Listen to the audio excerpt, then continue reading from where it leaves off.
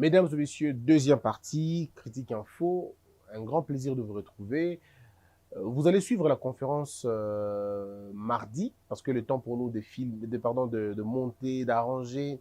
Vous suivrez en direct sur Facebook, mais la connexion, elle est très mauvaise en Bandaka, je peux vous rassurer. C'est vraiment ouf. Moi, je ne sais pas s'ils ont 1G ou 2G ou ils ont simplement G, mais c'est très compliqué en tout cas. Elle est pas possible, elle ne nous aide pas. D'ailleurs, les émissions sont tournées un jour en avance pour ne pas perdre le temps dans l'export et dans autre chose. Alors, je voudrais revenir sur beaucoup de choses de l'actualité. Il y en a tellement beaucoup de choses. La grande question, c'est les états généraux de la presse qui se sont clôturés samedi. Vous avez certainement vu, vous avez certainement entendu des choses. Mais on peut dire ce que l'on veut. Mais retenons une chose. Il faut apprécier quand c'est bien fait. Il faut parfois apprécier quand les autres excellent ou font des choses, des bonnes choses.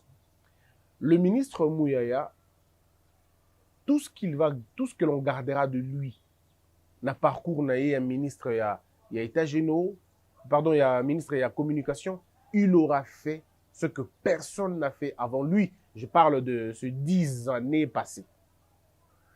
Le ministère de la Communication a connu plusieurs ministres de communication. Mais personne n'a imaginé peut-être, mais personne n'a réuni les journalistes pour discuter sur la question des États généraux. Et ça restera dans les annales de la République. Les États généraux, les gens peut-être ne peuvent pas imaginer, mais Ezali va prélude des réformes à Minene. C'est même la matrice, sinon la maternité, des très grandes réformes. Et lui, il a réussi à le faire. On peut beau l'aimer ou pas, mais en tout cas, il a réussi à faire ce que plusieurs n'ont pas pu faire avant lui. La dernière date au État généraux et Salemaka, c'était et c'est aussi un avantage d'avoir un ministre ancien journaliste.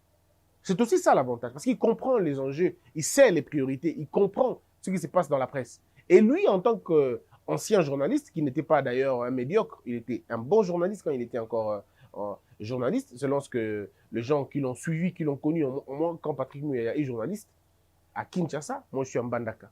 Donc coupé de l'actualité, je ne l'ai jamais vu prester en tant que journaliste. Donc je veux dire direct. Mais quand j'arrive à Kinshasa, j'entends ce qu'il a fait. J'entends combien les gens appréciaient ce qu'il faisait. Et vous pouvez suivre ce commentaire. Œuvre, Willy Kalengai, les autres, ils te disent non, mais c'était une tête, c'était quelqu'un de bien qui faisait c'était bien, il était quelqu'un de bien. Ça, au moins, c'est d'accord. Il était quelqu'un de bien. Même quand on revoit les images, hein, quand on revoit les images, sa présentation, il y avait émission, sa présentation en journal, sa présentation en interview, c'était quand même, au-delà de tout, quelqu'un qui déjà dépassait la moyenne en tant que journaliste. Il était déjà parmi l'élite des journalistes en ce moment-là, respecté, respectable, ainsi de suite. Maintenant qu'il devient, après il est devenu député, mais vous pouvez le voir, c'est quelqu'un qui ne s'est jamais détaché de la presse, il était toujours un peu à côté de la presse. Et les gens même disent que sa campagne a été finalement battue par la presse. Et donc, quand il devient ministre de la Communication, c'est vrai, l'on peut tout dire, mais ce qu'on va retenir, et pas Patrick Mouyaya, c'est d'avoir osé appeler États généraux. Il faut un courage exceptionnel pour faire appeler le commandant Luana, avec toutes les contraintes possibles. D'abord, un gouvernement qui n'est pas prêt dans Makambouana, avec un gouvernement qui n'a pas que de priorités États généraux. Il y a presque, mais vous arrivez à non seulement à inscrire ça dans l'ordre, il y a priorité, il y a pays, mais surtout faire venir le président de la République 2 fois. Vous avez tout pour l'annonce, vous avez tout pour l'inauguration, vous avez pour la fermeture, pour la clôture. Ça, c'est un coup gagné, un pari gagné. Et je dis au ministre personnellement, je dis ministre, vous avez réussi à faire parler le président, terme nayo. Parce que ça, c'est subjectif, mais ça reste dans la ligne. Hein. Lorsqu'un président vient dans ton histoire, dans ton organisation et répète mot à mot slogan nayo, ben, c'est quelque chose de fondamental. Et le chef de l'État a répété, le changement de narratif est très important. Le président de la République fait comprendre aux Congolais que, disons à la presse, que museler binoté. Nous n'allons pas museler la presse. Et la presse va évoluer, va travailler, Ndenge Sengeli. Mais les impératifs maintenant, ceux qui n'ont pas été dans dans les états généraux. Nous, moi j'étais dans les états généraux et j'étais très content que ma proposition de tout ça qui va retenir Yango. Mais une chose qu'il faut dire aux gens, c'est que états généraux au Salemi, ça ne veut pas dire que le résultat est aux la lobby. Non. Patrick Mouyaya aura eu la responsabilité d'appeler les états généraux. Mais maintenant, pour nous faire appliquer la résolution des états généraux, et Godassou na Mouyaya Patrick était. Parce que dans certains coins, par exemple, la commission Ganazaki Nanga Nakati Nango, la commission à texte, ils ont fait un Mouyaya Souté. Et comme il y a Mouyaya maintenant, comme il y a un Parlement, il faut que le Parlement s'y attelle, batte le dossier, va revoir Yango pour qu'il va prendre en compte la note, pardon, la proposition de mission. C'est vrai, le gouvernement pourra envoyer à un projet à loi, député sa proposition peut-être il y a loi, et que le travail va la débattu dans l'Assemblée nationale. Donc la balle maintenant revient aux députés qui vont devoir voir Nengeni Okende. Mais le débat où il y a des états généraux, parmi lesquels c'était le journaliste lui-même. Il y a eu des débats, entre autres, qui est journaliste et qui ne l'est pas. Et dans ces débats-là, dans ma commission en moi, débat qui m'a cassé. Il y en a qui ont estimé que un journaliste, tout licencié, celui qui est détenteur d'une licence en communication et qui a fait 3 ans d'expérience, 3 ans de stage dans une entreprise de presse déjà viable. D'autres ont estimé que non, on n'a pas besoin d'être licencié en communication pour être journaliste. C'était mon postulat à moi, ma proposition à moi. Vous pouvez imaginer pourquoi. Donc, on a dit, on peut ne pas avoir fait le journalisme à l'école et être bon parce qu'on a été sur terrain, parce qu'on a appris sur l'État. Il y en a d'autres qui ont cette capacité, il y a botama nango. Batumusu badana botama nango na makila journalisme na kati nae, mais azo ki opportunité te ya ko la journalisme.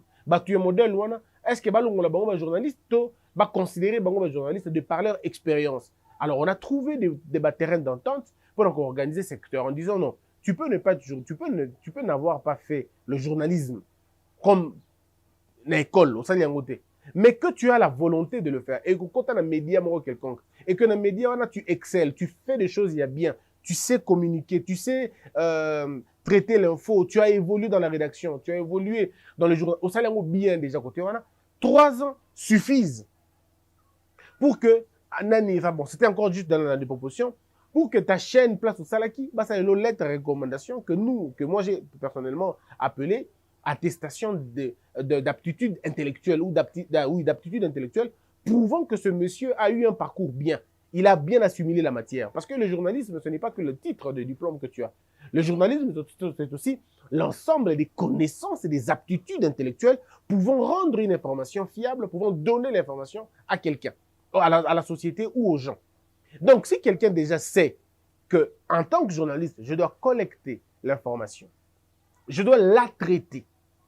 Dans le traitement de l'information, on enlève tout ce qui est partial. On enlève tout ce qui est de nature, il y a qu'au déranger la société, il y a tout ce qui est de nature, il y a qu'au violer la loi, tout ce qui est de nature, il y a qu'au manipuler bateau. C'est pourquoi on traite une info. On la collecte, c'est vrai. On la traite et puis on la présente, qu'on appelle la partie de la diffusion. Donc, si déjà un monsieur, dans ta tête, tu connais déjà ça, tu as déjà les acquis d'être journaliste. Maintenant, on t'apprendra, bien évidemment, c'est là qu'intervient la formation, que voilà comment on fait, voilà comment on fait. Parce que nous avons su prouver que si on s'en tenait au diplôme, beaucoup de journalistes, le plus important dans le monde, ne seraient pas des journalistes. Moutounabino, Colette Brackman, elle n'a pas la formation journaliste, elle a des bases. Elle a été dans le marketing, mais c'est dans le travail de tous les jours, elle s'est forgée. Et puis après, il y a eu des formations qu'elle a suivies, mais à la base, c'est pas Jean journaliste. Elle a fini son école à quel âge? Elle avait 15 ans, 16 ans, 17 ans. Et puis tout de suite, elle a été embauchée. Et puis elle a commencé à travailler. Donc ce n'est pas une dame qui a été dans l'école de journalisme 5 ans, 10 ans à l'école, non. Et vous avez d'autres grands journalistes qui n'ont pas été à l'école du journaliste, mais qui sont des références en termes de journalisme. Et aussi, vous avez des journalistes qui ont été à l'école du journalisme, qui ont des aptitudes de journaliste et qui font bien le travail. Alors, le but ici, c'était d'éviter le dérapage des gens. Comment éviter le dérapage? Et on a donné des propositions. Donc, ça a été pour moi une belle expérience, une très belle expérience de participer dans mes travaux, parce qu'il fallait le faire. Il fallait le faire. Quand on est ministre de la communication, on n'est pas que porte-parole du gouvernement, on est ministre de la com, il faut assainir le milieu. Et je suis convaincu que lorsque les travaux des États généraux et qu'aussi la prise en compte d'un Parlement en Abisso, les gens vont beaucoup aimer, les gens vont beaucoup apprécier ce que deviendra le journaliste de demain. Alors, le débat sur la pénalisation et la dépénalisation, ça nous a laissé que de poisson. Parce que moi, personnellement, je ne suis pas dans l'école, il y a bateau quand il faut dépénaliser. Moi, je ne suis pas dans l'école des bateaux. Et j'argumente mon point de vue. Pour moi, on n'a pas besoin de dépénaliser le délit. Il y a presse. Même si on regarde bien, le délit de presse n'est pas une infraction formelle et pas d'avision. Diffamation, calomnie, imputation. Ce sont des choses où les journalistes vont tenter de tomber dans le coin. Est-ce qu'il faut-il maintenant dépénaliser la diffamation? Faut-il dépénaliser qu'on appelle ça, les imputations dommageables, les calomnies? Non. Je pense que ce qui doit dépénaliser, alors tu continues l'anarchie. Vie privée à motosa soute. J'ai bien aimé le propos à Patrick Mouyaya. Lui-même l'a dit. Ce n'est pas parce que tu es journaliste que tu peux t'en prendre la vie à Batoka Nolingi. Ce n'est pas parce que tu es journaliste que tu peux t'immiscer dans la vie des gens et commencer à affirmer des choses qui n'ont rien à voir. Et ce sont des choses, finalement, il faut te boyer. Et ça, anti-valeur. Alors, il y a eu tellement de débats. Débat qui sur les positions de journalistes. Il y a eu un débat là-dessus. Journaliste, c'est militant. Journaliste, c'est penchant politiquement il faut journaliste dans la neutre. Et le débat a été tellement houleux que on a proposé des choses. Parce qu'il faut le dire, mes frères et sœurs, même en France, même aux États-Unis, le média neutre, ça n'existe pas. Et le mais neutralité, c'est wapi. Parce que vous pouvez savoir que ça, c'est un média de gauche. Vous pouvez savoir que ça, c'est un média de droite. Un média écolo, si vous êtes aux États-Unis, vous voyez que les médias pro-Trump, médias contre-Trump. C'est connu de tout le monde le sait, c'est même pas un débat. Maintenant, le problème, c'est qu'à la place de la neutralité, nous devons parler plutôt de l'objectivité. Est-ce qu'un média, le fait pour toi de te pencher dans l'angle moko, ils ont empêché aux objectifs? Je ne pense pas.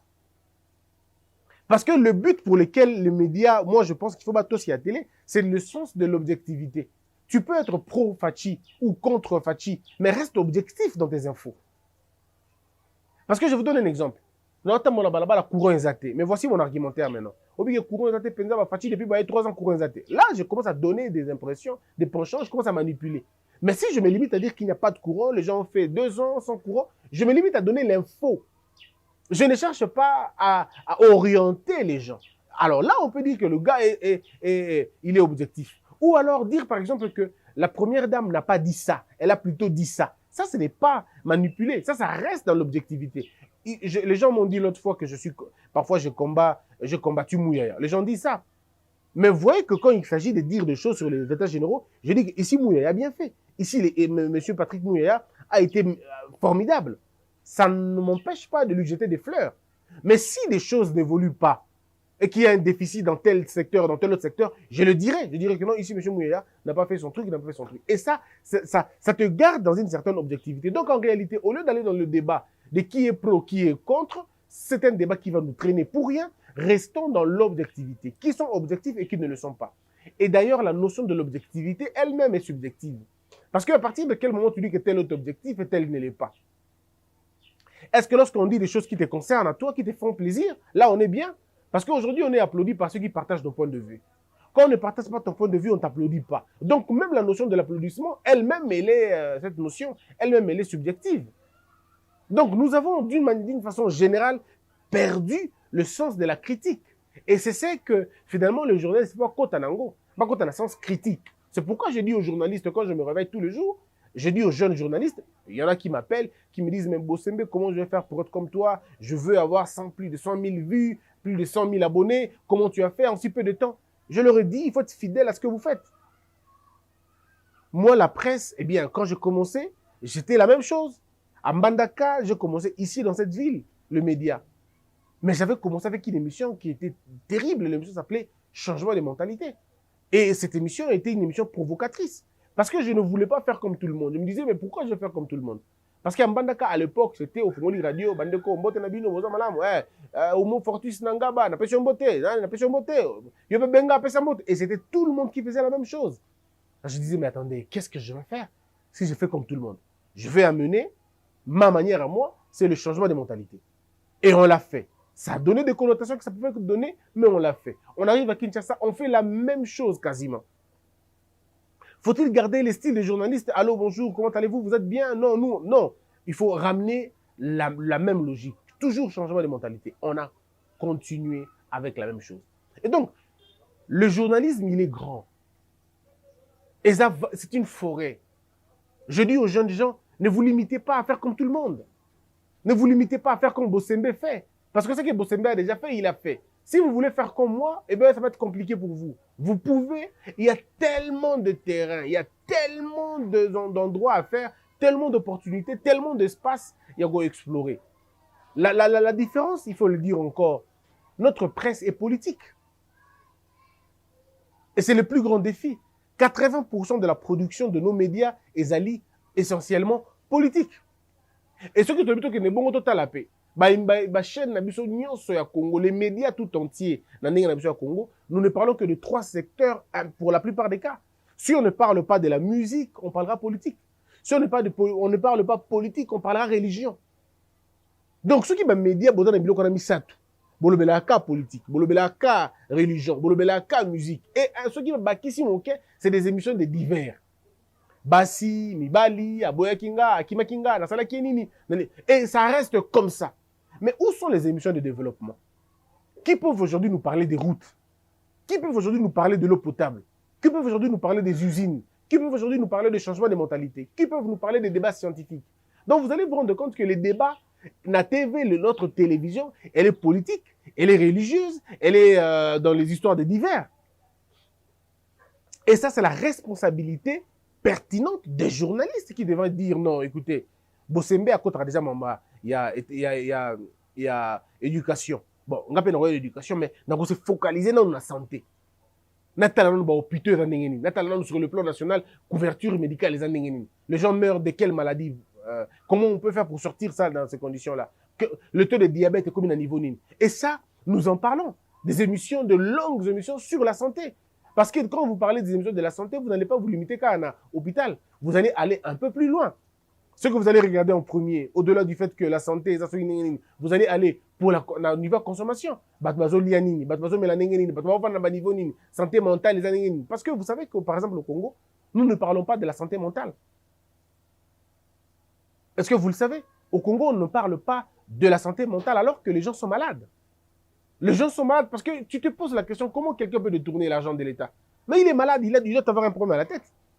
Donc, ça veut dire que nous avons beaucoup plus de fous, mais qui circulent librement. Des journalistes, des politiciens, des policiers, des militaires, des administrateurs. Tout le monde pratiquement. Des gens sont fous. Mais ils ne se reconnaissent pas comme des fous parce qu'il n'y a pas d'émissions qui peuvent parler de la santé mentale. À partir de quel moment tu dois consulter un médecin? Nous avons des bipolaires qui ne se connaissent pas. Moutalamuki na tonga tombo kasiliki. Et le kasiliki est évité. Alors qui coûte bien, vous savez même la boutou, mais na tonga la muki kanda kanda malamoko. C'est peut-être un malade, vous ne savez pas. Il ne se reconnaît pas qu'il est malade, mais il est malade. Il y a des gens qui paniquent pour un rien. Tout de suite, il est paniqué. Ah, donc, il est totalement paniqué. Mais c'est que les gens oublient très souvent. C'est que parfois, ces gens-là sont malades. Et parce qu'ils sont malades, qu'est-ce qu'il faut? S'il y avait des émissions qui pouvaient montrer que Muto Oyo, Azobela, il y aurait des gens qui allaient aller se faire soigner. Battre sa femme. Être d'un caractère violent. Mais ce sont des petites choses qui peuvent te prouver que tel est malade. On n'en a pas. Des émissions sur l'obésité, des émissions sur la prise de poids, on n'en a pas. Aujourd'hui, on a 5 ans, 6 ans, moi, on a 20 kilos. Moi, on a 7 ans, moi, on a 20 kilos. Et on a talé sur bouboule. Mais ceux qui, moi, on a, parents, on a accès. Il y a des émissions éducatives, des émissions instructives, des émissions édifiées. On n'allait pas tomber dans ces travers. Des émissions sur la salubrité. Est-ce qu'on en a même? On n'en a pas beaucoup. Où on parle que de bopeto. Des émissions qui montrent finalement nos richesses à nous. On n'en a pas comme ça. Est-ce que vous connaissez une émission au Congo qui ne vous parle que des mines? qui ne vous parlent que de mines. Ouais, ça veut dire diamant yango, coltan yango, cobalt yango, différence yango yango. Est-ce que vous avez des émissions comme ça? Avez-vous des émissions qui ne vous parlent que des finances? Essentiellement, finances. Avez-vous des émissions qui ne vous parlent que de la moralité? Bon, ça, il faut trouver ça chez Congo Buzz. À part ici, vous ne trouvez nulle part. Bon, je fais un peu ma tête, mais au-delà de tout, mais vous pouvez être d'accord avec moi que nous sommes beaucoup plus politiques. Nous pouvons avoir des émissions culturelles. On n'en a pas beaucoup, malheureusement. C'est aussi des émissions de tradition qu'on nous montre finalement qui sommes-nous, d'où nous venons. Les pygmées sont de qui? Comment nous faisons notre vie, comment la vie sexuelle, comment la vie amoureuse, comment l'alimentation. Déjà, est-ce que vous savez que le Congo n'a pas un aliment de base? Le Congo n'a pas un aliment de base. Aliment que, par exemple, nous n'en avons pas. C'est chaque coin, un aliment de base. Ok, pas là, ils vous disent que l'os. Ok, donc nous n'avons pas construit encore finalement ça. Nous n'avons pas d'émissions qui nous permettent à comprendre ces choses-là. Nous n'avons pas des émissions qui nous aident, n'est-ce pas, à transcender notre niveau tribal et ethnique, à aller dans l'essence de la nation. Donc, on dit que on a tout aux années, parce que tout le monde est focalisé sur la politique. Comment je fais pour que je reste politique? Comment je fais pour que je m'articule en politique? Comment je fais? Et les émissions, c'est comme ça. Soit des émissions de propagande, soit des émissions de contre-attaque, mais la production au sens propre, ils a pensé. Voilà un peu le débat, parce que le débat, il a tourné. Est-ce que vous savez que tu belé le Congo? Toutes les 26 provinces. À peine Mukolo, à peine 20 ans, déjà 30 ans, à 26 provinces. Parce qu'il n'y a pas d'émission qui parle de ça. Il y a des gens qui ne connaissent, qui ne peuvent pas te citer 10 chefs-lieux à Oukate. Ata yo nozo la nanga la boy, nozo la nanga yi. Tangi langa 10 chefs-lieux, so yo yebi. Obe tapena muno roba na Mbandaka, Lubumbashi, et puis ni mususu. Ah, okolo na ni mususu. Voyez, tu n'arrives pas. Aujourd'hui, tu appelles un Congolais, tu dis, tangi langa 10 minéraux na biso, 10 minéraux na biso kaka 10. Oh, arbandapna bien coltan, cobalt et puis piouf et si on va rappeler bon diamant p. C'est bon cuivre p. Bon manganèse p. Donc donc ça veut dire que les gens vivent dans un pays, mais ils ne connaissent pas leur pays. Parce que la presse ne fait pas son boulot. La presse ne fait pas son travail qu'il fallait faire en principe de communiquer. Parce que tout le monde veut rester dans la politique, tout le monde veut parler de Dieu, tout le monde veut parler des femmes et des ceux qui de Nini, et tout le monde veut parler de musique. Et là, ça ne nous aide pas. Alors, d'autres points, toujours sur le côté des médias, c'est aussi la question, il y a vie. Et il y avait une commission, on avait parlé de la viabilité des médias. Les médias congolais sont pauvres. Et aucun moyen n'a été mis en place pour subvenir à la besoin de Bango. Les médias congolais ont du mal à payer les gens, ont du mal à payer l'argent. Il y a des gens au Congo qui travaillent pour 30 $. Il y a des journalistes au Congo qui travaillent pour 20 $. Il y en a d'autres qui ne travaillent pour rien du tout. Donc, il est dans une entreprise de médias, mais c'est lui-même qui est le patron de lui-même. Il se paye lui-même. Oh, coupage. Parce que ce qui a dénaturé notre presse, c'est la pauvreté aussi. Les gens n'ont pas de moyens. Maintenant, figurez-vous, si tu donnes à quelqu'un qui ne touche même pas son salaire, tu lui donnes 200 balles, 300 balles, il fera tout le papier à ton avantage. Tu lui donnes 1000 $, tu deviens le patron de son média. Et ça touche même la façon de poser les questions. Moi, il y a des gens qui me posent des questions. Quand tu rencontres les gens de Tshisekedi ou les gens du pouvoir en place, comme les profs Mbata et les autres, il y a des moments où tu les embêtes et des moments où tu ne les embêtes pas. C'est déjà bien.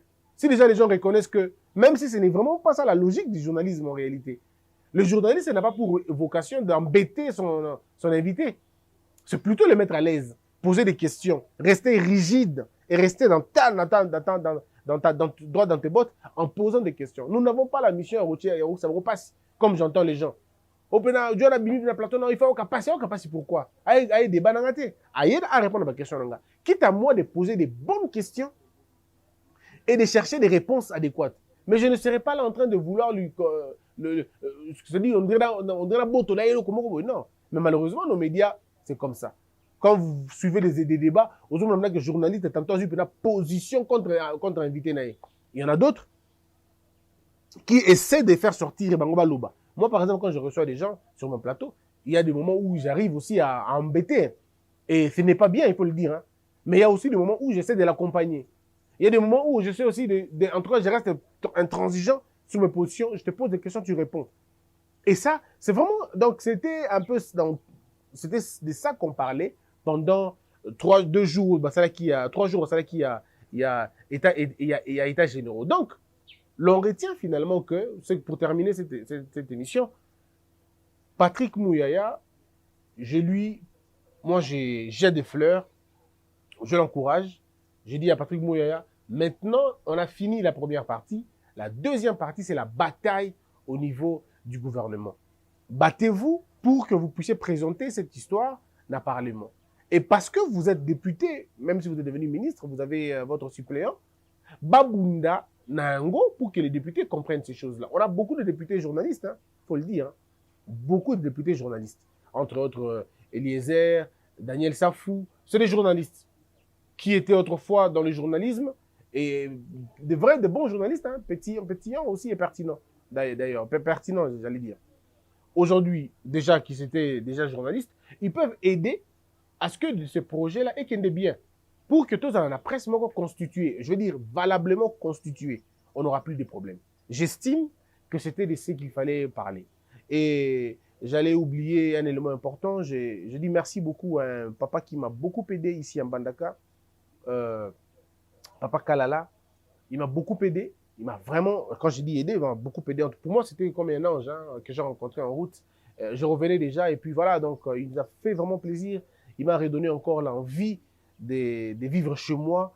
Merci à lui et que Dieu bénisse sa famille. Merci également à toutes ces personnes qui nous ont aidés, qui nous ont soutenus. J'ai trouvé beaucoup de gens qui m'ont vraiment montré leur cœur, Maître Mbokolo. Ils sont nombreux, hein, je ne citerai pas tout le monde, ils sont vraiment nombreux, ils m'ont fait plaisir énorme. J'ai dit merci à tout le monde. Je vous retrouve déjà, donc demain vous allez suivre la conférence. Non, mardi vous suivrez la conférence intégrale. Et merci à tout le monde. Que la peur quitte nos esprits et que Dieu bénisse les RDC. Debout, Congolais, unis par le sang, unis dans le fort pour l'indépendance. Tués aux hommes, ces opinois, Daïmada, Chino, Tweneleye, Nakinya, Panapiko, Namosa, Kitoko, na Kenya.